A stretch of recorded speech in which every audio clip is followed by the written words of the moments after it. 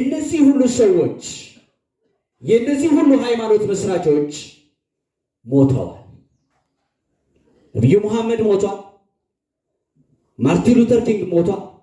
የሌሎቹም ሃይማኖት መስራቾች ሞተው በስብሰው አጥንታቸው ተከስክሶ በመቃብር ዛሬ ድረሳሉ። በስመ አብ ረሁላችሁ ማማቱ በስመ አብ ወወልድ ወመንፈስ ቅዱስ አሐዱ አምላክ አሜን።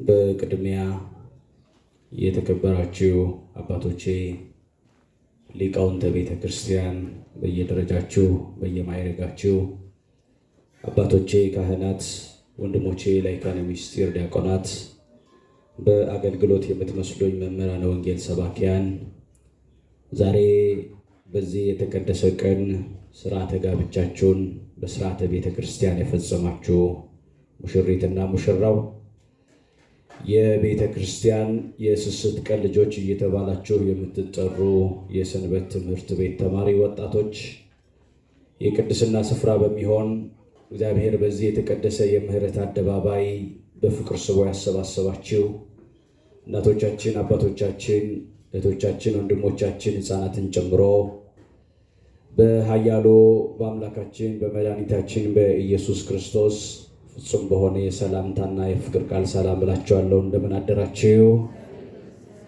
ድምፃችሁ አይሰማም። እንደምን አረፈዳችሁ?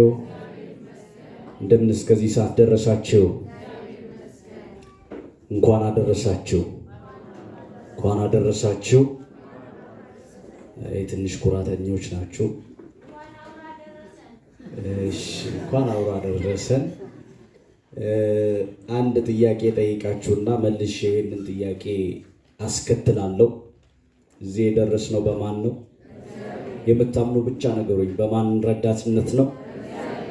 ታውቃላችሁ፣ በዚህ ዘመን ብዙ ወገኖቻችን እንደ ዋዛ ደማቸው እየፈሰሰ፣ ብዙ ወገኖቻችን እንደ ቅጠል እየረገፉ፣ አንዳንዶች ስጋቸው እንኳን የአራዊትና የአሞራ መጫወቻ እየሆነ ባለበት ዘመን ላይ እኛ እኮ የተለየ ቅድስና ስራ ስላለን አይደለም። እነሱ በጣም ኃጢአተኞች ስለሆኑ እኛ ደግሞ ንጹሐን ቅዱሳን ስለሆንን አይደለም። እንደዛ የምናስብ ካለን ተሳስተናል። እግዚአብሔር ረድቶን፣ እግዚአብሔር አግዞን፣ እግዚአብሔር ፈቅዶልን እዚህ ቁጭ ብለን በዓሉን እያከበርን ሙሽሮችን እያጀብን የሙሽሮች የደስታ ተካፋይ የሆንን ቅዱስ ቃሉን እየሰማን በዝማሬ እያመሰግን እንገኛለን። ይህንን ያደረገልን አምላካችን እግዚአብሔር ብቻ ነው። ከኛ የሆነ አንዳች የለም። ለዚህ ላደረገልን ለውለታው የምንከፍለው ደግሞ ምንም ወርቅ የለን፣ ገንዘብ የለን፣ ሀብት የለን፣ ምስጋና ብቻ ነውና እስቲ ከፍ አድርጋችሁ እዚህ ያደረሰንን አምላክ አመስግኖት። ምስጋናዋ አንሳለች። እቺማ ለሙሽሮች ነች፣ እቺ ለራሳችሁ ነች። ከፍ ያለ ምስጋና ለመድኃኔዓለም አቅርቦለት። እግዚአብሔር የተመሰገነ ይሁን። ሙሽሮቹንም የረዳ እዚህ ያደረሰ አምላክ ስሙ የተመሰገነ ይሁን። በቀጥታ ወደ ዕለቱ የወንጌል አገልግሎት ከማለፊ አስቀድሞ መጽሐፍ የሚሰማኝ ቢኖር በእርጋታ ይቀመጣል፣ ከመከራ ከስጋትም ሁሉ ያርፋል ተብሎ ነው የተጻፈው። በመጽሐፈ ምሳሌ ምዕራፍ 1 ቁጥር 33 ላይ ጠቢቡ ሰለሞን የሚሰማኝ በእርጋታ ይቀመጣል፣ ከመከራ ከስጋትም ሁሉ ያርፋል ተብሎ ነው የተጻፈው። እንደነገርኳችሁ ነው ዓለም በዘመናችን የምትሰጠን ሰላም፣ የምትሰጠን ደስታ፣ የምትሰጠን ረፍት የደቂቃዎች ርፍራፊ ነው። እውነተኛው ሰላም፣ እውነተኛው ረፍት፣ እውነተኛው መጽናናት፣ እውነተኛው እርካታ ያለው በእግዚአብሔር ቤት ውስጥ ቁጭ ብሎ የእግዚአብሔርን ቅዱስ ድምፅ በማስማት ብቻ ነውና በፍጹም መረጋጋት ውስጥ ሆናችሁ ዛሬ እግዚአብሔር ለእኔ የሚናገረው ትልቅ ቁም ነገር አለ ብለን ሁላችን ከእግዚአብሔር እንጠብቃለን። ዛሬ በሚኖረን የወንጌል አገልግሎት የምንማማርበት የትምህርታችን ርዕስ የሚሆነው በዚህ በትንቢተ ኢሳይያስ ምዕራፍ 7 ቁጥር 14 ላይ ተመዝግቦልን በምናገኘው ኃይለ ቃል ነው። የትምህርታችን ርዕስ እንዲህ ይላል፣ ጌታ ራሱ ምልክት ይሰጣቸዋል የሚል ይሆናል። ይህንን በርዕስነት ያነሳነውን ኃይለ ቃል ከአራቱ አበይት ነቢያት መካከል አንዱ የሆነው ኢሳይያስ የስሙን ትርጓሜ መድኃኒት እየተባለ የሚጠራው ኢሳይያስ በምዕራፍ 7 ቁጥር 14 ላይ መዝግቦልን የምናገኘው የእግዚአብሔር ቃል ነው። መጽሐፍ ቅዱስ ስናጠና አራት አበይት ነቢያቶች አሉ። የመጀመሪያው ነቢዩ ኢሳይያስ ነው። ሁለተኛው ነቢዩ ኤርምያስ ነው። ሶስተኛው ነቢዩ ዳንኤል ነው። አራተኛው ነቢዩ ሕዝቅኤል ነው።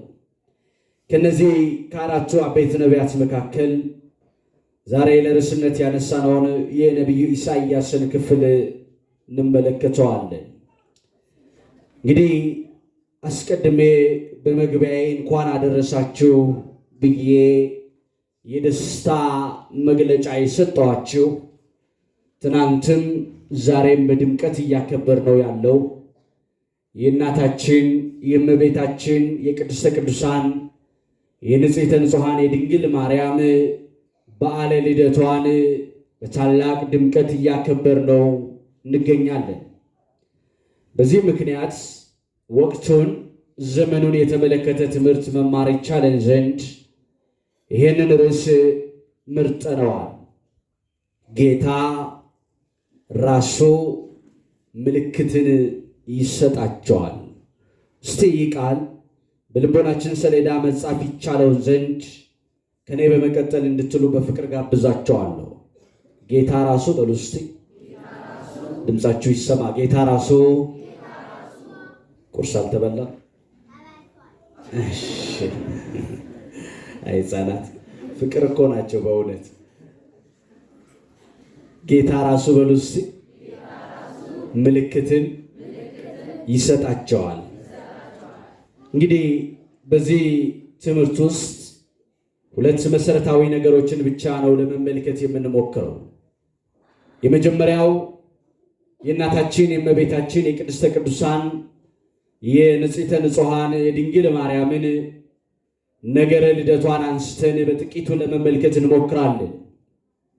በመቀጠል በዚህ ትምህርት ውስጥ እንድንመለከተው የሚያስፈልገን ሁለተኛው ቁም ነገር እናታችን እመቤታችን ቅድስተ ቅዱሳን ድንግል ማርያም ማናት የሚለውንም ጥቂት ነገር ለመመልከት እንሞክራለን። አምላካችን እግዚአብሔር የተሰወረውን የወንጌል ምስጢር ለሁላችን ገልጾ የሚረባንንና የሚጠቅመንን ነገር ብቻ እንዲያስተምረን ቅዱስ ፍቃዱ ይሆነልን። እንግዲህ ታላቁ ኢትዮጵያዊው ሊቅ ቅዱስ ያሬድ በዝማሬው ላይ ብዙም ጊዜ እኛም በዝማሬ የእሱኑ የዝማሬ ክፍል አንስተን እንደምናገረው ዮም ፍስሐ ኮነ በእንተ ልደታ ለማርያም፣ ዛሬ በእናታችን በእመቤታችን በቅድስት ድንግል ማርያም ልደት ደስታ ሆነ ይላል። ምን ሆነ ንገሩኝ? ምን ሆነ? ደስ ተሰኝታችኋል? በእናታችን ልደት ደስ ተሰኛችሁ? እስቲ ደስ ያላችሁ እጆቻችሁን ከፍ አድርጎ። አንድ እጅ ቤተ ክርስቲያን አይወጣም፣ ሁለት እጅ ነው። ደስ ብሏችኋል? እስቲ ልደቷ ደስ ያሰኛችሁ በእልልታ አመስግኗት። ክብር ይግባት ወላዲተ አምላክ። እንግዲህ የእናታችን የእመቤታችን የቅድስት ድንግል ማርያም ልደቷ ከ33ቱ የእመቤታችን በዓላት አንደኛው ነው። እናታችን እመቤታችን ቅድስት ድንግል ማርያም 33 በዓላት አሏት። ከነዚህ አንደኛው ልደቷ ነው። እንግዲህ ብዙ ጊዜ በውጪ ያሉ እኛን የማይመስሉ ወንድም እህቶቻችን የእናታችን የእመቤታችን የቅድስት ድንግል ማርያምን ነገረ ልደቷን ስናከብር እንዴ የክርስቶስ ልደት ብቻ ነው መከበር ያለበት፣ የጌታ ልደት ብቻ ነው መከበር ያለበት? ለምንድን ነው የእናቱን ልደት የምታከብሩት? ደግሞ ለምንድን ነው በእናቱ ልደት ደስታ ፍስሐ የምታደርጉት? እያሉ የሚቃወሙ ሰዎች ታውቃላችሁ ብዙዎች ናቸው። ለነዚህ ለወገኖቻችን አንድ ጥያቄ ግን ልንጠይቃቸው እንፈልጋለን። ብዙዎቻችን የገዛ ልደታችንን እናከብራለን። በተለይ በዓለም ያሉ የተሳካላቸው ሰዎች የሃይማኖት መስራቾች ልንላቸው እንችላለን።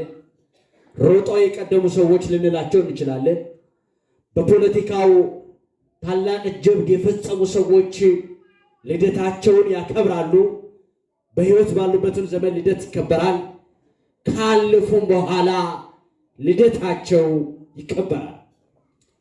እንደ ምሳሌ ለማቅረብ የእስልምና ሃይማኖት መስራች ነቢዩ መሐመድ ልደታቸው ይከበራል።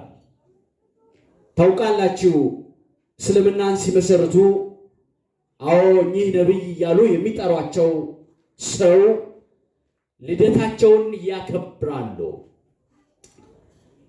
በእናታችን በእመቤታችን በቅድስት ድንግል ማርያም ልደትና በእኚህ ሰው ልደት መካከል ምንድነው ያለው ልዩነት የሚለውን እንመለከታለን።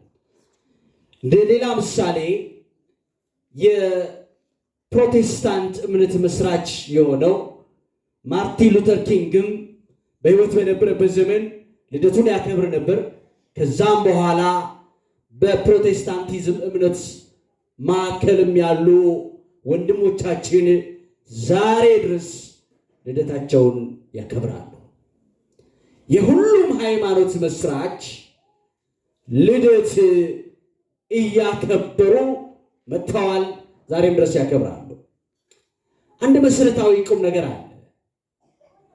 የነዚህ ሁሉ ሰዎች የነዚህ ሁሉ ሃይማኖት መስራቾች ሞተዋል። ነቢዩ መሐመድ ሞቷል። ማርቲን ሉተር ኪንግ ሞቷል። የሌሎቹም ሃይማኖት መስራቾች ሞተው በስብሰው አጥንታቸው ተከስክሶ በመቃብር ዛሬ ድረሳሉ። የጌታችን የመድኃኒታችን የኢየሱስ ክርስቶስ ልደትን ብናከብር የእናቱ የእመቤታችን የቅድስተ ቅዱሳን የንጽሕተ ንጹሐን የድንግል ማርያምን ልደቷን ብናከብር በልደቷ ደስታ ብናደርግ ልደቷ ልደታችን ነው ብለን ብናከብረው የሚለያቸው አንድ ቁም ነገር አለ። ምንድነው ያላችሁኝ እንደሆነ እነሱ ሁሉ ሞተው በስብሰው ተከስክሰው ቀርተዋል። እናታችን እመቤታችን ቅድስተ ቅዱሳን ንጽሕተ ንጹሐን ድንግል ማርያም ደግሞ ልጇ መድኃኒቷ ኢየሱስ ክርስቶስ ሁለቱም ሞትን ድል አድርገው ከመቃብር በላይ ያሉ። ክብር ምስጋና ለስማቸው ይሁን። አመስግኗቸው። ይሄ ነው መሰረታዊ ቁም ነገሩ። መጽሐፍ ቅዱስ በዚህ በሉቃስ ወንጌል ምዕራፍ 1 ቁጥር 14 ላይ በመጥምቀ መለኮት ቅዱስ ዮሐንስ መወለድ ብዙዎች ደስ ይላቸዋል የሚል ቃል ተመዝግቦ ታገኛላችሁ። አዎ መጽሐፍ እንደነገረን የአዋጅ ነጋሪ የሆነ መንግሥተ ሰማያት ቀርባለችና ንስሐ ግቡ ወንጌልን እመኑ ብሎ ከበረሃ ጀምሮ ለዓለም ሁሉ ወንጌልን የነገረ የምስራቹን ቃል የነገረ ቅዱስ ዮሐንስ ልደቱ ደስ ያሰኛል። ከሱ ልደት በላይ ከዮሐንስ ልደት በላይ የድንግል ማርያም ልደት ደግሞ ደስ ያሰኛል። ለምን? እሷ ነቻ ቃል ወደ ሥጋ የቀየረች። እሷ ነቻ ምክንያተ ድኅነት የድኅነታችን መሰረት። ከእሷ እኮ ነው ክርስቶስ ሰው የሆነው። እንደ ቤተ ክርስቲያን አስተምሮ ብዙ ጊዜ እንደሚነገረን ከሥጋዋ ሥጋ ከነፍሷ ነፍስ ነስቶ በፍጹም ተዋህዶ ፍጹም ሰው ፍጹም አምላክ የሆነው ከማንም አይደለም፣ ከሴት ወገኖችም አይደለም፣ ከእናታችን ከእመቤታችን ከቅድስት ድንግል ማርያም ጋር ነው። ስለዚህ ድንግል ማርያም ብንወዳት ብናከብራት በልደቷ ፍስሐ ብናደርግ ምስጋና ብናቀርብላት የሚያንስባት ነው እንጂ የሚበዛባት አይደለም። የሚበዛባት አይደለም።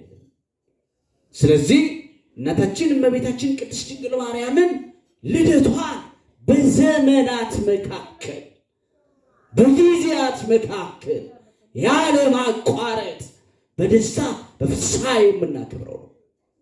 ዛሬም የዚህ ጉባኤ የመሰብሰቡ ዓላማ ወንድሞቼ እንደነገሩኝ ከሆነ ይሄንኑ የእናታችን የእመቤታችን ቅድስት ድንግል ማርያምን በዓል ልደቷን የማክበር የመዘከር ነው። እስቲ ጥቂት ነገር ስለ ልደቷ፣ ስለ ውልደቷ፣ ስለ ጽንሰቷ ነገረ ማርያሙንና መጽሐፍ ቅዱሳችንን አንድ ላይ በመዋሃድ ጥቂት ደቂቃ እንውሰድና እንመልከት። በዚህ በመዝሙረ ዳዊት መዝሙር 86 ከቁጥር 1 ላይ እንዲህ የሚል ቃል ተመዝግቦ ታገኛላችሁ። መሰረቶቿ የተቀደሱ ተራሮች ናቸው፣ ከያዕቆብ ድንኳን ይልቅ እግዚአብሔር የጽዮንን ተራሮች መርጧቸዋልና የሚል ቃል ታገኛላችሁ። መዝሙረ ዳዊት መዝሙር 86 ከቁጥር 1 ላይ የተጻፈ የእግዚአብሔር ቃል ነው።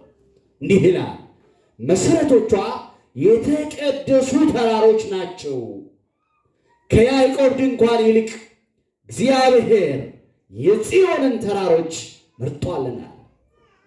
በነገራችን ላይ ይሄ አሁን ያነበብኩላችሁን የመዝሙረ ዳዊት ክፍል በእናታችን በእመቤታችን በቅድስት ድንግል ማርያም በዕለተ ልደቷ ላይ ዲያቆኑ በቅዳሴው መካከል የሚሰብክልን የምስባክ ክፍል ነው። እንዲህ እያለ መሰረቶቿ የተቀደሱ ተራሮች ናቸው፣ ከያዕቆብ ድንኳን ይልቅ እግዚአብሔር የጽዮንን ተራሮች መርጧል ወዷልና እያለ ይህንን መዝሙረኛው ቅዱስ ዳዊት የተናገረው ስለ ሁለት ነገር ነው። የመጀመሪያው ስለ ሀገሪቱ ስለ ኢየሩሳሌም የተናገረው ንግርት ነው። አዎ ኢየሩሳሌምን የመሰረቷት ኢየሩሳሌምን ያዋቀሯት የኢየሩሳሌም ስሪቶች የተቀደሱ ተራሮች ናቸው። እነማ? እነ ደብረ ዘይት፣ እነማ? እነ ደብረ ታቦር፣ እነማ? እነ ሞሪያም ተራራ፣ እነማን? ሌሎቹም ቅዱሳን ተራሮች ቅዱሳን ናቸው።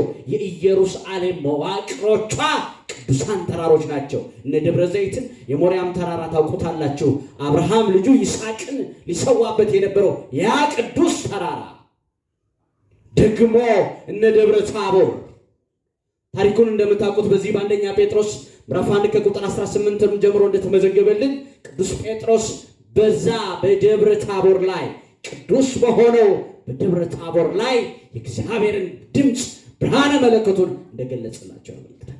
ስለዚህ የመጀመሪያው መዝሙረኛው ቅዱስ ዳዊት በመዝሙር 86 ከቁጥር 1 ላይ መሰረቶቿ የተቀደሱ ተራሮች ናቸው ሲል የኢየሩሳሌም መሰረቶች የኢየሩሳሌም መዋቅሮች የተቀደሱ ተራሮች ናቸው። እውነት ነው። ደብረ ዘይት የተቀደሰ ተራራ ነው።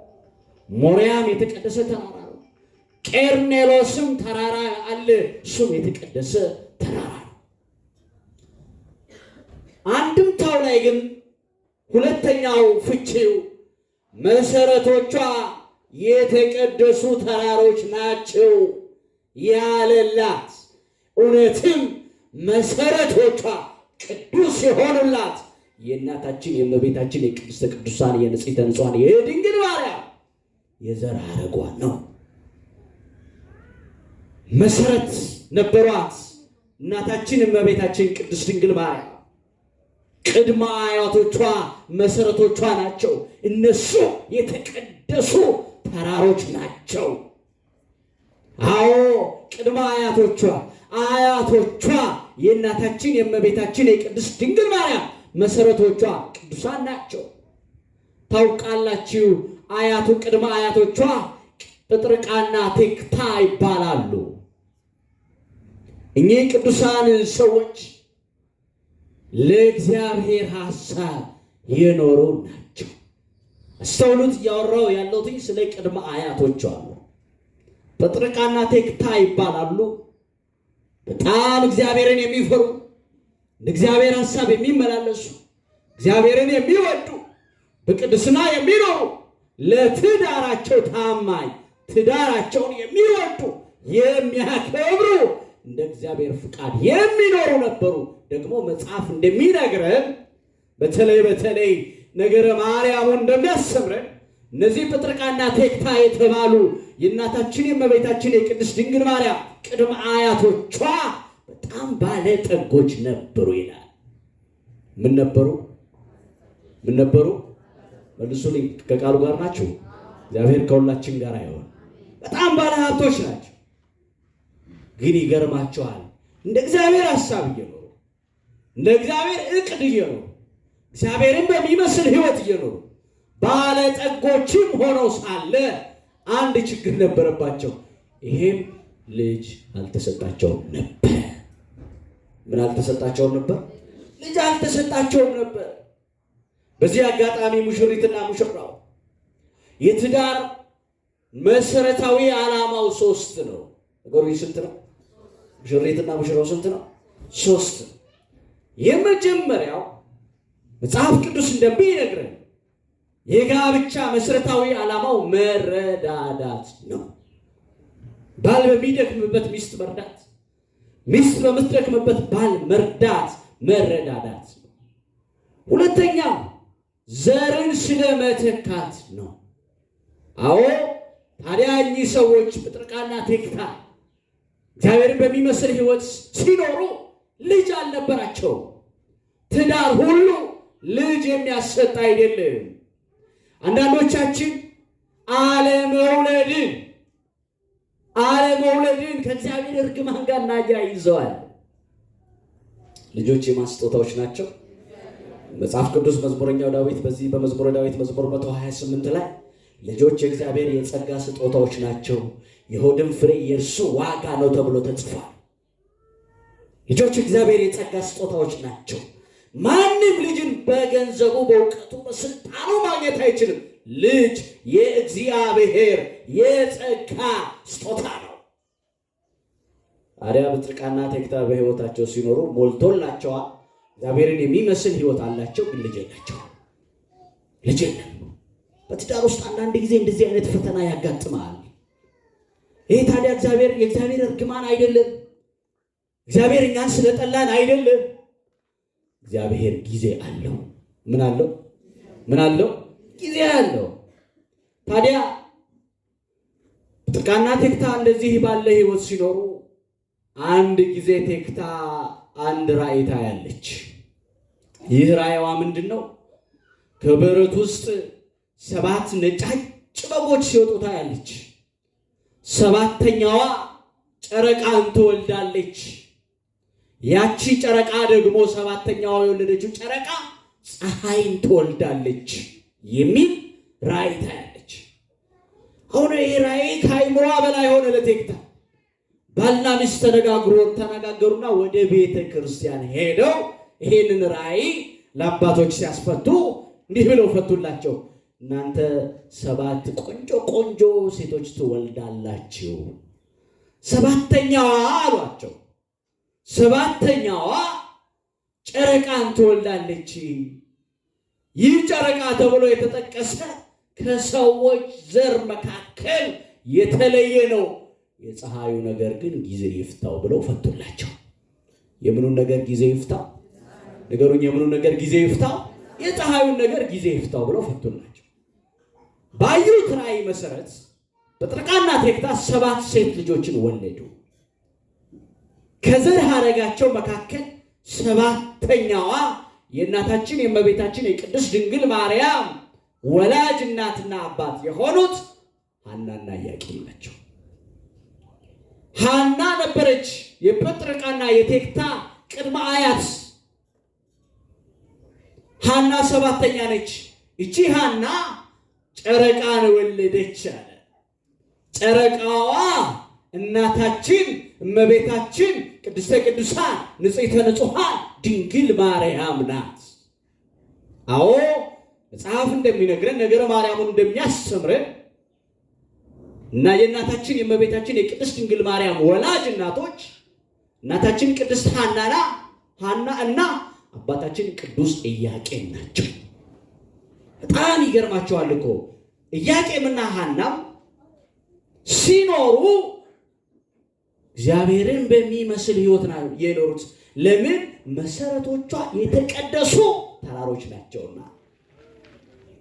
የድንግል ማርያም መሰረቶች የተቀደሱ ናቸውና ከቅድመ አያቷ የዘር ሐረጓ ቅዱስ ነውና ደግሞ እግዚአብሔርም ዓለምን ስለማዳን አስቀድሞ ቅድመ ዓለም በአምላክ አእምሮ ታስባ ትኖር የነበረች ናትና ቅድመ ዓለም በአምላክ አእምሮ በአምላክ ሐሳብ ውስጥ የነበረች ድንግል ማርያም እናታና አባቷ ቅዱሳን ናቸው። እግዚአብሔርን በሚመስል ሕይወት ነው የሚኖሩት። በጣም ይገርማል። እነሱም ግን ልጅ የመውለድ ችግር ነበረባቸው። የወላችሁ ቅድም እንዳልኳችሁ ነው። አለመውለድ እርግማን አይደለም። ብዙዎቻችን ደካሞች ነን። አለመውለዳችንን ያንዳንድ ወገኖቻችን አለመውለድን በትዳር ውስጥም እያሉ እንደ ድካም፣ እንደ እርግማን፣ እንደ ኃጢአት ምንጭ አድርገን የምንቆጥር ሰዎች አሉ። በመጽሐፍ ቅዱስ 7 መካኖች ነበሩ። ስንት መካኖች? ንገሩኝ፣ ስንት መካኖች? መጽሐፍ ቅዱሳችሁን ስታጠኑ የምታገኙት 7 መካኖችን። ከ7ቱ መካኖች 6ቶቹ ወልደዋል። ለምሳሌ ዘካርያስና ኤልሳቤጥ በሉቃስ ወንጌል ምዕራፍ 1 ከቁጥር 1 ጀምሮ ታሪካቸው እንደተነገረን ዘካርያስና ኤልሳቤጥ ሲኖሩ ቅዱሳን ነበሩ ተብሎ ተመዝግቦልናል። ቅዱሳንም ሆነው እግዚአብሔርን በሚመስል ሕይወትም ኖረው መካን ነበሩ። ግን እግዚአብሔር በጊዜ ይሰጧቸዋል። ዮሐንስን 7 መካኖች ነበሩ፣ 6 ወልደዋል። አንደኛዋ አልወለደችም። እሷ ሜሪኮል ትባላለች። ማን አልኳችሁ? ለምን አልወለደችም ስትሉኝ የእግዚአብሔር ታቦተ ጽዮን ወደ ኢየሩሳሌም ስትገባ ምስጋናውን እልልታውን ንቃ አፊዛ ተዘባብታ ነበርና እስከምትሞቺ ድረስ ልጅ አትወልጂም ተብላ ተረግማ ነበር። በዚህ ምክንያት አልወለደችም። 7ቶቹ 6ቶቹ ወለዱ፣ አንደኛው አልወለደችም። ለዚህ አለመውለድ ድካም አይደለም። ይኸው እኮ እናታችን ቅድስት ሐናና ኢያቄም አልወለዱም ነበር። ታዲያ በአንድ ወቅት እናታችን ቅድስት ሐና የእናታችን የእመቤታችን የቅድስት ድንግል ማርያም ስጋዊ እናት በቤተ መቅደስ ሄዳ ለጸሎት በምትመላለስበት ጊዜ ርግቦች ከልጆቻቸው ጋር ሲጫወቱ ምግብ ሲናጠቁ የርግብ እናት ለልጇ በአፏ ምግብ ስትመግብ እናታችን ቅድስት ሐና ትመለከታለች። እንዲህ አለች፣ በቤተ መቅደስም በኋላ እያዘራች አምላኬ መድኃኒቴ፣ ርግቦች እንኳን እነዚህ ግዕዛን እንኳን የሚፈርሱ የሚበሰብሱት እንኳን እነዚህ ርግቦች እንኳን ልጆች አላቸው፣ እኔ ግን ልጅ የለኝም። እባክህ ልጅ ስጠኝ። ልጅ ባገኝ ለእኔ አልልም፣ ለአንተ ለመቅደስ አገልግሎት እሰጣለሁ ብላ ቃል ኪዳን ሰጠች። ባለችው ቃል ኪዳን መሰረት እናታችን እመቤታችን ቅድስተ ቅዱሳን ንጽሕተ ንጹሐን ድንግል ማርያምን ሐምሌ 7 ቀን ነሐሴ 7 ቀን ጸነሰች። ግንቦት 1 ቀን ደግሞ ወለደቻት። ስለዚህ እናታችን የእመቤታችን የቅድስት ድንግል ማርያም ነገረ ልደቷ እንደምንድን ነው ያሉ ቢሉ ይሄ ነው ታሪኳ። ማናት ታዲያ ይህች እናት? ማናት እናታችን እመቤታችን ቅድስት ድንግል ማርያም? ብዙዎቻችን እናታችን እመቤታችን ቅድስተ ቅዱሳን ንጽሕተ ንጹሐን ድንግል ማርያም ማናት ተብለን ብንጠየቅ የተሟላ መልስ መስጠት እንችላለን ወይ? የራሳችንን ስም መተርጎም የምንችለውን ያክል ስለ እናታችን ስለ እመቤታችን ስለ ቅድስት ድንግል ማርያም ብንጠየቅ የተሟላ ምላሽ መስጠት እንችላለን ወይ? ይሄ መሰረታዊ ጥያቄ ነው። ይህን ትምህርቴን ቋጫለሁ። ማናት ድንግል ማርያም? የመጀመሪያው እናታችን እመቤታችን ቅድስተ ቅዱሳን ንጽሕተ ንጹሐን ድንግል ማርያም ማናት ተብላችሁ ብትጠየቁ ወላዲተ አምላክ ናት። ስሟን ጥሯት። ማናት? ንገሩኝ። ማናት? ምን ማለት ነው? ወላዲተ አምላክ ማለት አምላክን ወልደ አምላክን የወለደች ናት። ይኸውላችሁ በውጭ ያሉ ወገኖቻችን ድንግል ማርያም የወለደችው ሎቱ ስብሐት ተራ ብእሲ ነው ብለው ይጠቅሱታል። ልክ ማንኛውም ሰው እንደሚወልደው የወለደችው ሰው ነው ብለው ይጠቅሱታል። ከቃሉ ጋር ናችሁ? ተራ ብእሲ ነው እንደ ማንኛውም ሰው የወለደችው ሰው ነው ብለው ይጠቅሳል። ግን አይደለም። እሷ የወለደችው ማንን ነው ስንል አምላክን ነው። ፈጣሪ ፍጥረታትን ነው። አምጻኤ ዓለማትን ነው። ዓለማትን ፈጥሮ የሚያስተዳድረው ስልጣን በእጁ ያለውን የነገሥታት ንጉሥ የአማልክት አምላክ የጌቶች ሁሉ ጌታ የሆነውን ከሦስቱ ቅዱስ አንዱ ቅዱስ አካላዊ ቃል እግዚአብሔር ወልድ ኢየሱስ ክርስቶስን ነው የወለደችው። ይህንን ነቢዩ ኢሳይያስ እዚህ ትንቢተ ኢሳይያስ ምዕራፍ 9 ከቁጥር 6 ላይ ሕፃን ተወልዶልናል፣ ወንድ ልጅም ተሰጥቶናል፣ አለቅነትም በጫንቃው ላይ ይሆናል፣ ስሙም ድንቅ መካር አምላክ የዘላለም አባት የሰላም አለቃ ተብሎ ይጠራል ያለ። ይሄን የወለደች ማናት? ንገሩኝ ማናት? ወላዲተ አምላክ ናት። የወለደችው አምላክን ነው። የወለደችው የዓለማትን ሁሉ ገዢ ነው። የወለደችው የፍጥረታትን ሁሉ ፈጣሪ ነው። እሷንም የፈጠረውን ወለደችው። በመዝሙራችን ምንድነው የምንለው? ድንግል ፈጣሪዋን ወለደችው። የፈጠራትን ወለደችው። ፈጣሪ ፍጥረታትን ወለደችው። አምጻኤ ዓለማትን ወለደችው። ሁለተኛው ድንግል ማርያም ማናት ተብለን ስንጠየቅ ዘላለማዊ ድንግል ናት። ያሳጥረላችሁ፣ ዘላለማዊ ድንግል ናት። ዘላለማዊ ምንድናት? ንገሩኝ ምንድናት? ዘላለማዊ ድንግል ናት። ምን ማለት ነው ዘላለማዊ ድንግል ናት ማለት? ጌታን ከመጽነሷ በፊት ድንግል ናት። ጌታን በጸነሰችው ጊዜ ድንግል ናት። ጌታን በወለደችው ከመውለዷ በፊት ድንግል ናት። ጌታን ከወለደችው በኋላ በወለደችው ጊዜ ድንግል ናት። ከወለደችው በኋላ ድንግል ናት። ሊቃውንቱ የድንግል ማርያምን የድንግልናዋን ነገር ጊዜ ጸኒስ፣ ቅድመ ጸኒስ፣ ጊዜ ጸኒስ፣ ድህረ ጸኒስ፣ ጊዜ ወሊድ፣ ቅድመ ወሊድ፣ ጊዜ ወሊድ፣ ድህረ ወሊድ። ይኸውላችሁ ከመጽነሷ በፊት በጸነሰችው ጊዜ በጸነሰችው ሰዓት ድንግል ናት። ደግሞ በምትወልደው ጊዜ በወለደችው ጊዜ ከወለደችውም በኋላ ድንግል ናት። ዘላለማዊ ድንግል ናት። ድንግልናዋ ስጋዊ ድንግልና አይደለም። ታውቃላችሁ ሴቶች ለመጽነስ የግዴታ የወንድ ልጅ ዘር ያስፈልጋቸዋል። መሬት ዘር ተዘርቶበት ፍሬ እንደሚያፈራ ሁሉ ሴት ልጅም ፍሬ ለመስጠት የግዴታ ዘር ያስፈልጋታል። በድንግል ማርያም ግን እንደዚህ ያለ የለም። ጌታን ከመጽነሷ በፊት አታውቅም። በዚህ ሁሉ ድንግልና ውስጥ ነው ያለችው። ደግሞ የድንግል ማርያምን ልዩ የሚያደርገው የኃጢአት ድንግልና ማለት ታውቃላችሁ። ኃጢአት በሶስት መንገድ ይሰራል። ንገሩኝ፣ በስንት መንገድ?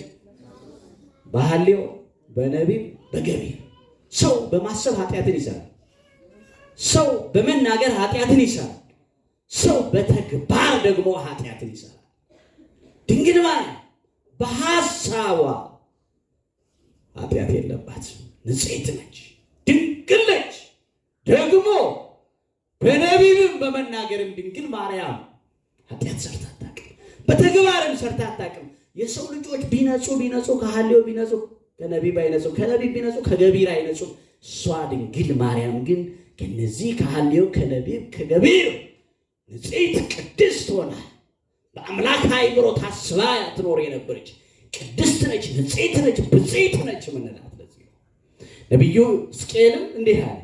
በዚህ በትንቢተ ሕዝቅኤል ምዕራፍ 44 ከቁጥር 1 ላይ ወደ ምስራቅ ወደሚወስደው በስተውጭም ወዳለው ወደ መቅደሱ በር አመጣኝ፣ ተዘግቶ ነበር አለ። ምን ብሎ ነበር? መልሱ። ምን ብሎ ነበር? ተዘግቶ ነበር። እግዚአብሔርም ይህን በር ዘግቶት ይኖራል እንጂ አይከፈትም፣ ሰውም አይገባበትም አለና የእስራኤል አምላክ እግዚአብሔር ገብቶበታልና ለዘላለም ተዘግቶ ይኖራል። የሚገርመኝ ቃል አሁን በቆሞ ስናነበው የበር የመክፈትና የመዝጋት ጉዳይ ይመስለናል አይደል? እንዲህ ነው ያለው፣ ወደ ምስራቅ አመጣኝ አለ። ምስራቅ ምስራቃት እናታችን እመቤታችን ቅድስተ ቅዱሳን ንጽሕተ ንጹሐን ድንግል ማለት ይህ በር ተዘግቶ ይኖራል።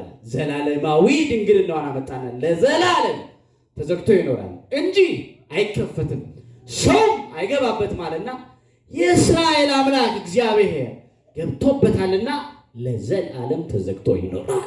ዘላለም ድንግል ማርያም ድንግል ናት። ትወዷታላችሁ? ትወዷታላችሁ? እስቲ የሚወዳት እጇን ከፍ ያለ። ቅድም ተነጋግረናል። አንድ እጅ ፓርላማ ነው ብለን የለ? ትወዷታላችሁ? እስቲ ፍቅራችሁን ግለጡላት ለእናታችን ለእመቤታችን ለቅድስት ድንግል ማርያም። አንድ ነገር ተናገር፣ ትምህርቴን ልጨርስ። ያው ታውቃላችሁ በየፌርማታው ዛሬ ድንግል ማርያምን ሊያስጥለን የሚሞክር ብዙ አለ። እናውቀው የለ? በየመንገዱ ጌታን ተቀበል ድንግል ማርያም ምን ታረጋለች፣ ጌታን ተቀበል ጻድቃን ሰማዕታት ቅዱሳን ምናምን የምትለውን ተው፣ ጌታን ተቀበል ጌታ ብቻ በቂ ነው የሚል ብዙ ነው። ታዲያ አንድ አባት ነበሩ፣ በጣም ሽማግሌ ናቸው። ይሄ በነገራችን ላይ አሁን የምነግራችሁ እውነተኛ የሆነ ታሪክ ነው የምነግራችሁ። ታዲያ ሽማግሌ ናቸው። ዕለት ወደ ድንግል ማርያም ቤተክርስቲያን አቅራቢያቸው እሱ ነውና፣ እየሰማችሁ ነው? እሺ ጨርሻለሁ። እቺን ልንገራችሁ እና ዕለት ማታ ሰርክ ጉባኤ ለመካፈል ወደ ቤተክርስቲያን ይሄዳሉ። የሚሄዱት እንደዚህ እንደናንተ ኪዳነ ምሕረት ቤተክርስቲያን ነው እና ሁሉ ጊዜ የዕለት ተግባራቸው ነች። ማታ አያስታጉሉ፣ ሁሉ ጊዜ ነው የሚሄዱት። እዛ አንድ ወቅት አንድ በየመንገዱ ያሉ ወንድሞቻችን ሊያስጥሉን የሚፈልጉ አሉ አይደል? ድንግል ማርያምን ሊያስጥሉ ቅዱሳኑን ሊያስጥሉ የሚፈልጉ አሉና አገኟቸው። አባታችን ሁሉ ጊዜ ማታ ለዘመናት ሳይወት ከልጅነት እስከ እውቀቴ ሳይወት ቤተክርስቲያን ኪዳነ ምሕረት ማርያም ቤተክርስቲያን አይቀርም። ለምንድን ነው እንደዚህ? ምን ያደርግልዎታል? ማርያም ቤተክርስቲያን ጠዋት ማታ መመላለስ ኢየሱስ ብቻ እኮ በቂ ነው አላቸው። እውነታ እንደዛ ነው እንዴ? አዎ ኢየሱስ ብቻውን በቂ ነው። እሺ እንግዲያውስ ምን ላድርግ አሉት። አባታችን ጥሩ መተዋል፣ አሁን ኢየሱስን ይቀበሉ አላቸው። ልቀበለው? አዎ። እሺ እንግዲያውስ ኢየሱስን ከመቀበሌ በፊት አንድ ነገር አድርግልኝ አሏቸው። ምን ላድርግሎት አባታችን አለ ይሄ መናፍቅ በደስታ አገኘው ብሎ ማለት ነው። ምን ላድርግሎት? የፈለጉትን አደርግሎታለሁ፣ እንደው እርሶ ብቻ ጌታን ይቀበሉልኝ አላቸው። እሺ ጌታን እንድቀበል 1 ኪሎ ብርቱካን ገዝተህና አሉት። ስንት ኪሎ? 1 ኪሎ ብርቱካን ገዝተህና ተባለ። ይዞ በሉ እዚች ጋር አረፍ ይበሉ። እዚች ሱቅ ሄጄ 1 ኪሎ ብርቱካን አይደለም 4 ኪሎ ብርቱካን ይዤሎት እመጣለሁ ያላቸው። ሮጠ፣ አባትን አስቀምጦ 4 ኪሎ ብርቱካን ገዝቶ መጣ። የተጠየቀው ስንት ነው? ይዞ የመጣው ስንት ነው? 4። እኛ አባት በጣም ምጡቅ ናቸውና ብርቱካናቸውን ተቀብለው እየላጡ ይበላል። ጸጥ ብሎ ይበላል። እዛ ይሄ ልጅ አያቸውን፣ እንዴ እኚህ ሰውዬ እብድ ናቸው እንዴ? እንብላም አይሉኝም። 1 ኪሎ አልቆ ወደ 2ኛው ኪሎ ገቡ አባታችን ማለት ነው። ዝም ብሎ ይበላል። እዛ ተገርሞ ያያቸዋል። እዛ ቀና ብለው አዩትና አንድ ጥያቄ ጠየቁት። ልጄ ይሄ ብርቱካን እንዴት ነው? ይጣፍጣል አይደል አሉት። እንዴ አባታችን እብድ ኖት እንዴ? እንብላ እንኳን ብለው አላስቀመሱኝ። ሳልቀምሰው ይጣፍጥ ይምረር ይጎምዝዝ በምን አውቀዋለሁ አላቸው። እንግዲያውስ የኔ ልጅ ይህን ብርቱካን ሳትቀምሰው ይምረር ይጣፍጥ ይጎምዝዝ እንደማታውቀው ሁሉ የእናታችን የእመቤታችን የቅድስተ ቅዱሳን የድንግል ማርያምን ነገር እንደዚህ ብርቱካን ሳትቀምሰው ልታውቀው አትችልም። ፍቅሯን ሳትቀምሰው ልታውቀው አትችልም። እናትነቷን ሳትቀምሰው እናቴ ነች ብለህ አምነህ ሳትቀበላት ሊገባህ አይችልም። እኛ የኢትዮጵያ ኦርቶዶክስ ተዋሕዶ ቤተክርስቲያን ልጆች ድንግል ማርያምን ከፍ ምናደርጋት ምናመሰግናት እልል ብለን የምንዘምርላት ልደቷን እንደ ልደታችን ከልደታችን በላይ ከፍ አድርገን የምናመሰግናት የምናከብራት ስለገባን ነው። ጣዕሟን ስለምናውቀው ነው። ማነው የድንግል ማርያምን ስም ጠርቶ ከጭንቀቱ ያወጣ? ማነው አማላጅነቷ ያረዳው? ማነው ፍቅሯ ያላሻገረው? ማነው ከጭንቀት ያወጣ? ስሟ ብቻውን መድኃኒት ነው። እናቶቻችን እኮ በጭንቀት በምጥ ሲሆኑ ማርያም ማርያም ማርያም ማርያም። ስንወለድ እኮ የሰማነው የመጀመሪያው ቃል ማርያም የሚል ነው አይደል እንዴ? ከእናታችን ማህፀን ስንወጣ የሰማነው ስም ማርያም የሚለውን ስም ነው። ይህን ስም እንወደዋለን። ይህን ስም ብቻ አይደለም፣ እናታችን ቅድስት ቅዱሳን ንጽሕተ ንጹሐን ድንግል ማርያምን ጣዕሟ ስለገባ ፍቅሯ ስለገባ እናትነቷ ስለገባ እንወዳታለን፣ እናመሰግናታለን። ከፍ አድርጋችሁ አመስግናት ይችላል። ክብር ይግባት ወላዲተ አምላክ። ይበቃናል። ያስተማረን የመከረን የገሰጸን የቅዱሳን አባቶቻችን አምላክ የእኛም አምላክ ስሙ የተመሰገነ ይሁን። በተማርነው ትምህርት 30 60 መቶ ያማሩ ፍሬዎችን እንድናፈራ እግዚአብሔር በቸርነቱ ይርዳ። ሙሽሮችን ይጠብቅልን፣ ትዳራቸውን ይባርክላቸው፣ ያቅናላቸው፣ የሕይወታቸውን ሁሉ መንገድ እርሱ ይርዳ። እግዚአብሔር ይስጥልኝ።